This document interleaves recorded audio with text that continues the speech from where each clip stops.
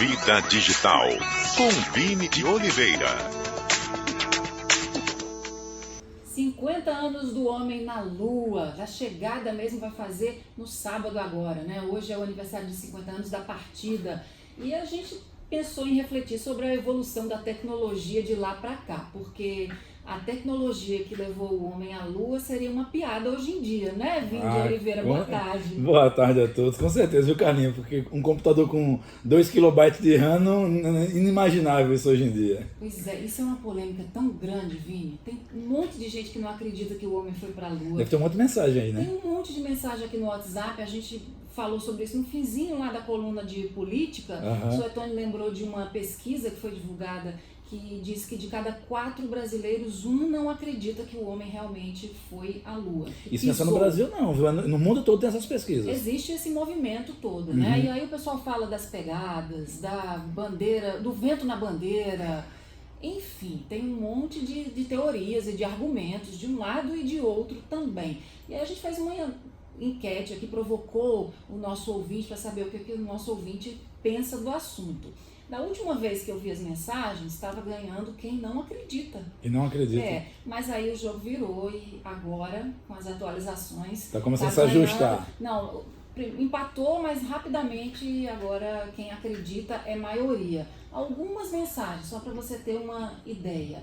O Josmone, ele está na turma que desconfia, porque ele diz que esse assunto nunca é tratado com a seriedade que merece. Ele fala, mandou uma foto aqui, um print, fala que a própria Agência Espacial Europeia já admitiu no seu site oficial que a Lua está orbitando dentro da atmosfera terrestre.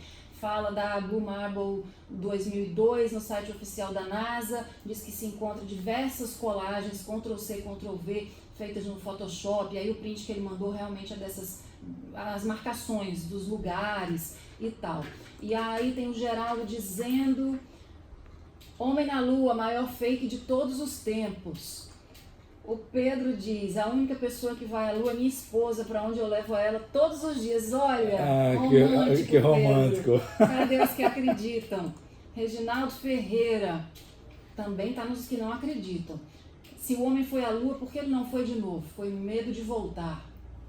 Aí o Maurício Carneiro está dizendo: se houvesse realmente uma farsa de ida do homem à Lua, os russos a teriam denunciado. Eles possuíam tecnologia para detectar a ida e pouso da Apollo. Se ficaram calados é porque o fato realmente aconteceu. É a mesma opinião do Vilmar Uchoa. Vocês acham que se os americanos não tivessem realmente ido à Lua, os russos que concorriam com os Estados Unidos para ver quem primeiro pisaria na Lua, não teriam contestado essa façanha? Com certeza, porque essa guerra toda começou exatamente em 1957, quando eles fizeram o primeiro lançamento, né, que a cadelinha lá, né, foi, depois voltou, depois Yuri Gagarin em 61, aí John Kennedy disse: não, a partir de agora a gente vai começar essa corrida e até o final dessa década de 60 a gente vai pisar na Lua. Aí começou toda a aceleração da velocidade pelos Estados Unidos. Na turma dos que não acreditam, ainda o Henrique dizendo, na época o que houve foi muita melodia sobre o assunto, e o Aderson dizendo que acredita.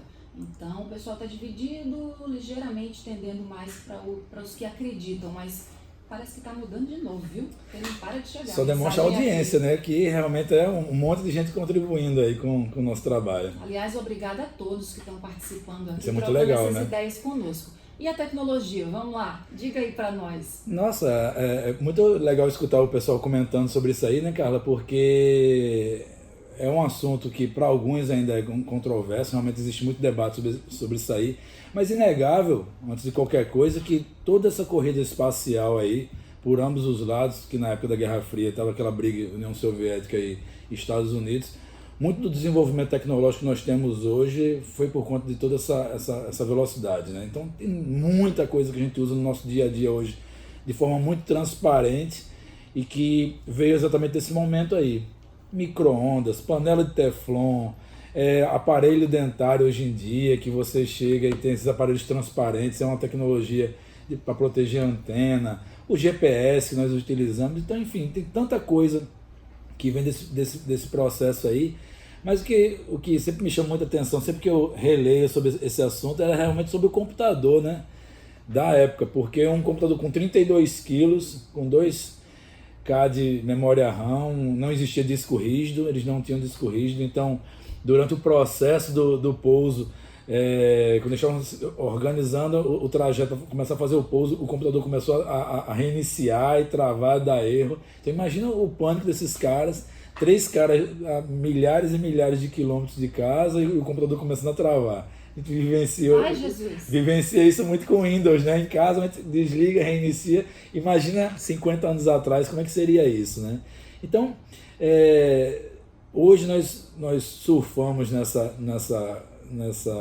evolução toda muito por conta do desbravamento desses caras que realmente investiram nessa tecnologia toda e todo esse desenvolvimento. Óbvio que com o intuito militar, né? Mas sempre o desenvolvimento tecnológico muitas vezes aconteceu primeiramente no ambiente militar. A internet é um exemplo disso, né? Então é uma rede militar e que começou a ser liberado o acesso dela à comercialização e hoje nós temos toda essa velocidade aí, né? Paulo de Chicó está aqui dizendo pelo WhatsApp, provavelmente uma parte dos que não acreditam também acham que a Terra não é redonda. Aí botou uns kkk aqui. A gente estava conversando sobre isso ali fora agora na produção. Tem uma historinha bem interessante sobre aparelhos sem fio. Por que eles existem? História curiosa. Porque o Neil Armstrong, quando ele desceu lá, ele precisava fazer uma perfuração lá, né? Então, não tinha como ele puxar um cabo, né? Da Apollo 11, e puxando um cabo até fazer a perfuração. Então, eles tinham que desenvolver uma ferramenta que fosse sem fio, para que ele pudesse fazer a perfuração no solo. Então, nossos aparelhos todos sem fios hoje, controle remoto, enfim, secador de cabelo, todas essas coisas vêm desse desenvolvimento aí, né? Espuma viscoelástica. O nome é bem estranho, né? Mas tenho certeza que todo mundo já deve ter visto isso aí, principalmente quando coloca ar-condicionado, fica um buraco maior, aí você pega um sprayzinho lá que coloca no buraco, ele sai preenchendo aquela espuma ali. Ela é originada desse momento aí, né? Porque usa muito em capacete hoje em dia, esse tipo de espuma. E os aparelhos dentários transparentes? O TPA é uma sigla de um material aí que eles utilizam muito para proteger a antena. O Teflon, por exemplo, que é usado nas panelas de hoje, é o material que era utilizado na época para revestir tanto o foguete quanto a cápsula, para proteger todo o infravermelho do espaço, os impactos também tem muitos, como se fossem ciscos, né, espaciais, pequenos fragmentos que ficam transitando o tempo todo. Por exemplo, os nossos óculos hoje são muito mais resistentes por causa desse tipo de plástico que foi desenvolvido lá atrás. Vini, e a comida de bebê? Porque não tem como levar uma melancia, né? Não tem como levar banana. Nossa, você queria logo uma melancia? Melancia é uma coisa leve, né? E fácil de transportar. Leva amendoim, Vini. Melancia não. Mas imagina você passar 2 semanas comendo amendoim. Ai.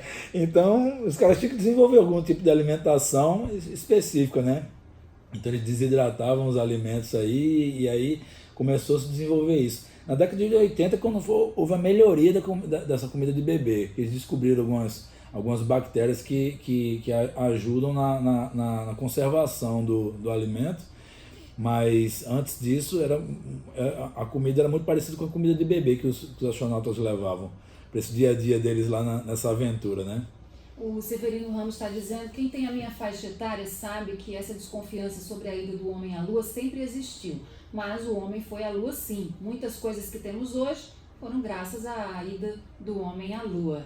Ele compartilha aí da sua visão, né? Que você está trazendo para nós. Tem coisa que a gente nem imagina, né, Vini? Nem para pensar aí. Várias das coisas que você falou, a gente nem imagina que vieram em decorrência desse momento. O GPS, por exemplo, você imagina como é que eles iam fazer para pousar o Apollo 11 no local correto que eles precisavam. Tinha que ter algum tipo de referência. Foi quando eles foram estudar o sistema de posicionamento global, transferiram isso para o padrão lunar e para conseguir fazer o direcionamento da nave para pousar no local correto, que eles tinham feito o cálculo, né? Porque eles faziam todo o cálculo da rotação da Lua em relação também ao movimento gravitacional da Terra, porque o foguete, por que ele levou 4 dias? Porque ele usa a própria força da gravidade para economizar combustível. Então ele vai girando e pegando velocidade e aí faz um efeito de catapulta. que é o que eles estão planejando para a ida do homem a Marte. São mais tempo, se não me engano, são 9 meses, mas usa muito, ele fica girando em volta da Terra, pegando velocidade para conseguir fazer esse efeito de catapulta para ele ser jogado à frente. Eu não sou físico, mas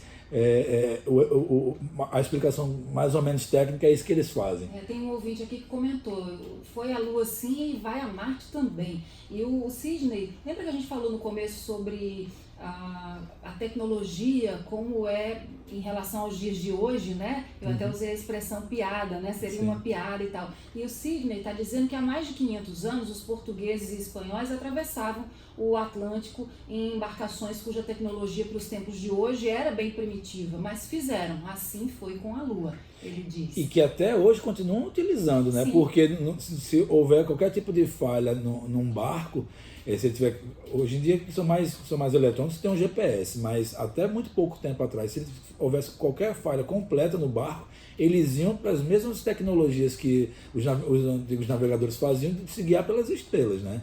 Então tem todo esse movimento, eles esperavam ficar à noite para poder conseguir começar a se guiar novamente. Vini de Oliveira, obrigada, papo ótimo. A gente poder falar aqui horas e horas sobre isso aí, porque com certeza é um momento muito mágico, é um dia emocionante para nós que acreditamos em ciência, em tecnologia, em educação. Então realmente é um dia de celebração. Obrigada, Vini. Até Obrigado, a próxima. pessoal. Vamos em frente.